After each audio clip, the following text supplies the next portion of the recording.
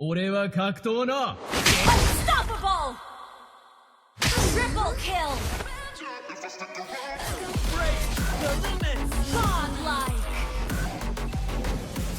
Magic lies in the mind. Ladies and gentlemen, I am so sorry for being kind of inactive recently. IRL happens, and that's just how it is, unfortunately. Anyway, the whole purpose of this video is to give you a real look at the new items, not a half-baked, OMG, this new item will be so overpowered, overhyped type of situation, but instead a more realistic take at what exactly is coming next update.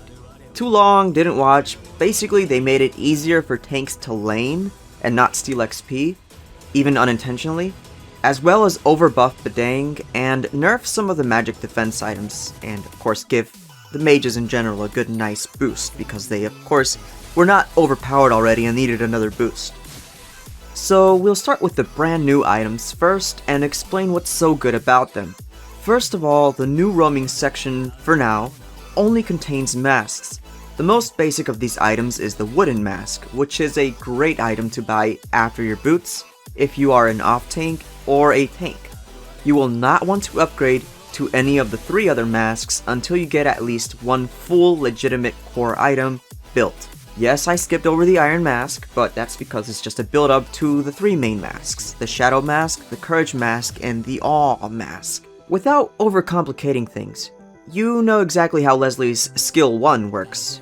Well, basically they made her Skill 1 into an item with a cooldown of 60 seconds, but in an AoE form, basically meaning your allies also get the benefit with the Shadow Mask. This is a great item for quick ganking. Notable heroes that can run this really well are Johnson, Freya, Kufra, Akai, Minotaur, Kaja, Sun, Saber, Zask, and Claude. I will leave it to your imagination as to why these heroes were chosen. Next up is the Courage Mask. This mask is probably the best for tanks since it simply replaces Courage Bulwark, and in case you were wondering where that item went, because it's gone now. It's gone. Awe Mask is very, and I mean very situational.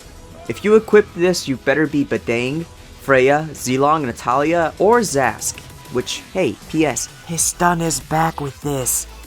Or any type of ADC who has super slimy targets, which means you need to pin them down because your teammates decided you didn't need crowd control and went full ADC, so yeah. Moving on to the next section that was mostly changed, the jungling section, specifically tier 3, is finally officially worth it, and I mean worth it. Beast Killer just got upgraded to having a nice FU to anyone who likes to poke you. Star Shard got a concentrated energy type recovery. Esme players, I know you're watching. And the most important one, Raptor freaking Machete. Now this one is kind of broken. It says physical damage, but it really is true damage. 200 true damage. And yes, the default cooldown may be 10 seconds, so you're like, hey, it's not that good. But every basic attack will reduce the cooldown, so Cloud users, what up? Now, I have to give the tank mains a little bit of sad news, but at the end of the video, you can see why this may be good news, actually. 2 of your favorite items have been nerfed, okay? Cursed Helmet now only offers 25 magic res instead of 50, so RIP. And Immortality will no longer give any magic res, instead just give you 40 physical defense instead. I know it's sad, for now. Especially after I tell you about the mage items. First of all, RIP Soul Scroll, it's gone as well.